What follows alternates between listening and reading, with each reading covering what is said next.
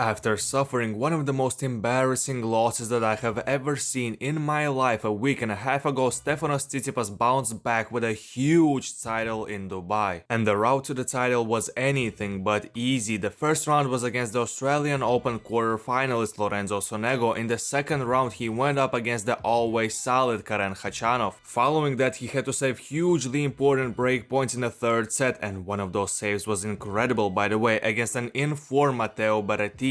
And relatively speaking, semis and the finals seemed like the easiest matches for him this week, but still, what a run from the Greek, especially after, as I mentioned before, the humiliating loss against Hamad Medjedovic, who was barely able to move. After that awful performance in Doha, Tsitsipas stocks were at an all-time low. It seemed like it was the last straw that broke the camel's back, and everybody stopped believing in Tsitsi as a top player, and all that Steph had left this week was a new blacked out racket and a dream. And somehow, some way he made it work, and dare I say it, he got some believers back on his bandwagon. And for a good reason. The backhand was crispy and working all throughout the week. I'm not going to act like some sort of a racket expert here, but it doesn't feel like it's just a coincidence that the weakest attribute of his game, especially on quicker hard courts, was not that big of an issue anymore. I mean, we all saw the backhand masterclass that he put on against Alan Grigspor, and I don't know what those numbers mean in regards to the backhand quality ranking, but damn, that 9.8 seemed accurate after witnessing him smack the ball around with ease and most importantly, great results. Of course, as it always is with Stefanos, there is a chance that we are just getting bamboozled here and he'll go back to being the average TC that he was the last year, but I don't know, him overcoming that awful ATP 500 final record. The disheartening end to the week in Doha, the mental stress of being looked at as a has-been at the young age of 26 seemed powerful and encouraging for the future. Not going to act like I'm a fan of his all of a sudden, but it is fun to watch him play in the big matches because he makes it so easy to care about him. Whether you like him or not, you are always kind of aware of what he is doing, whether it's good or bad, and characters like that are necessary at the top of the men's game more than ever before. With all that Tsitsipas glazing done, I want to glaze a bit more, because almost everything that I said here, apart from the interesting part, no disrespect, can be said about the finalist Felix Auger-Aliassime. Personally, I lost all hope in his resurgence after that disappointing loss against Davidovich Fokina at the Australian Open, but he's clearly proving me wrong. 12-4 record this season, third in the race, almost back into the top 20 in the rankings. The man is steadily making his way back into the top of the men's game, and again, I'm not sure that many believe that that could actually happen. With that being said, like the video, subscribe to the channel, and until next time, take it easy, my friend.